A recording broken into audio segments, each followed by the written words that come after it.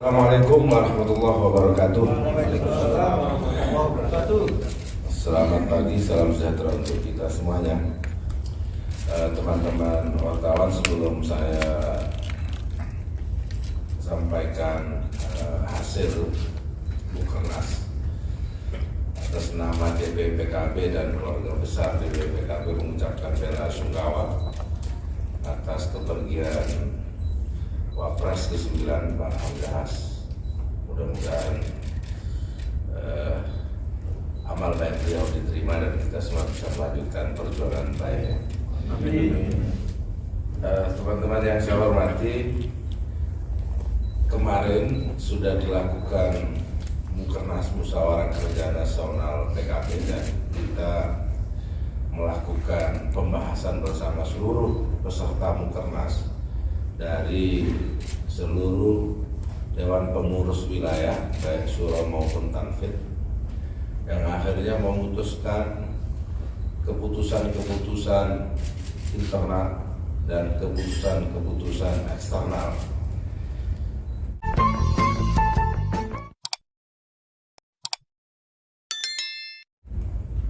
Untuk rekomendasi internal, bisa sampaikan kepada teman-teman bahwa Mukernas memutuskan menggelar muktamar PKB yang ke-6 pada akhir tahun setelah pelaksanaan Pilkada serentak 2024. Yang kedua, menyepakati pembentukan panitia dan logo muktamar PKB ke-6 tahun 2024 yang mengusung semangat muda, modern, peduli dan melayani. Nanti Pak Huda akan menyampaikan secara detail susunan susunan panitia muktamar ke-6 PKB. Rekomendasi yang ketiga, internal, melaksanakan kerja politik secara masif, terukur untuk memenangkan pasangan calon kepala daerah yang diusung PKB pada Pilkada serentak tahun 2024. Yang kedua, rekomendasi eksternal, nanti Pak Uda juga akan merinci. Tapi yang jelas, rekomendasi eksternal Mukernas PKB mendorong revisi paket undang-undang politik. Nanti rincinya Pak Uda yang akan menjelaskan. Yang kedua, sebagai pelaksanaan dari pembukaan amanat Undang-Undang Dasar 1945, Mukernas juga memutuskan mengutuk aksi pendudukan Israel ke Palestina.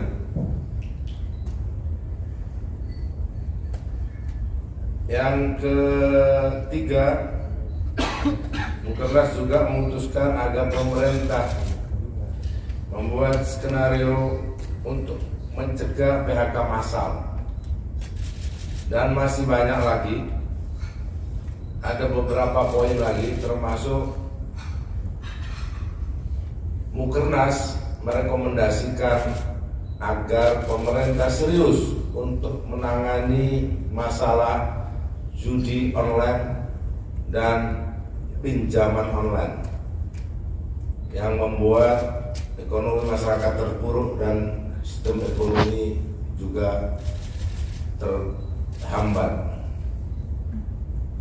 Juga sampai di Mukernas agar pemerintah juga mewaspadai dengan serius, karena Indonesia saat ini akan dijadikan pasar narkoba internasional.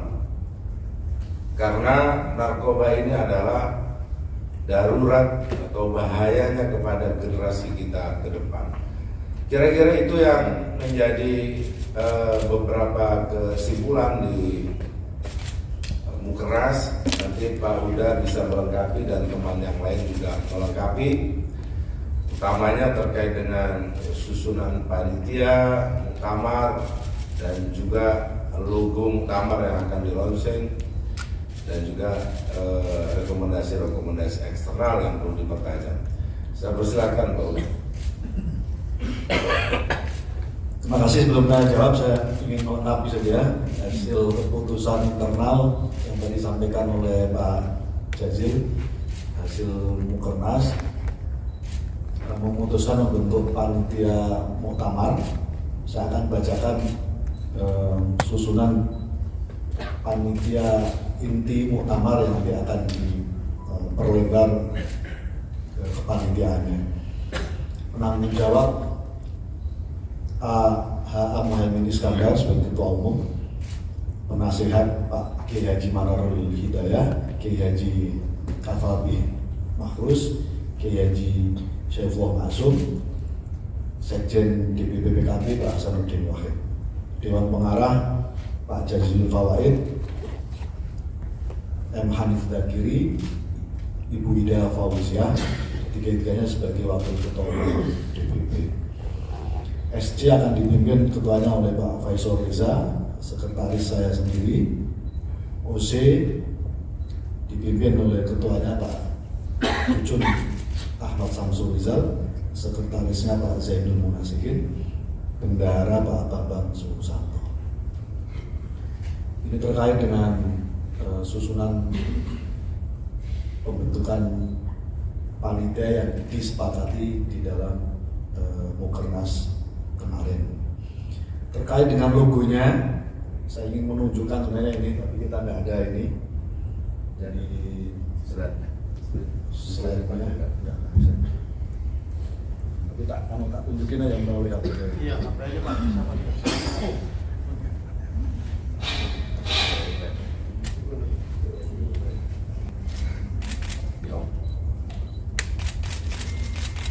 Sama tahan Pak. Ya, tahan Pak.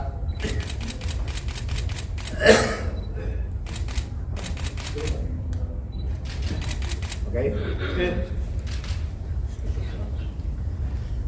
Terima kasih.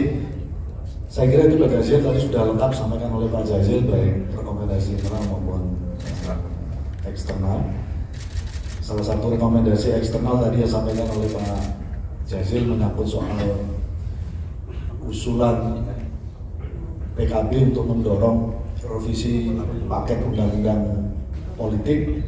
Isinya salah satunya adalah PKB mendorong supaya pelaksanaan Pilpres dan pemilu legislatif dipisah pada tahun 2029 yang akan datang. Yang kedua, sebagaimana rekomendasi dari KPK menyangkut soal kesehatan partai politik, pemerintah perlu mengalokasikan dana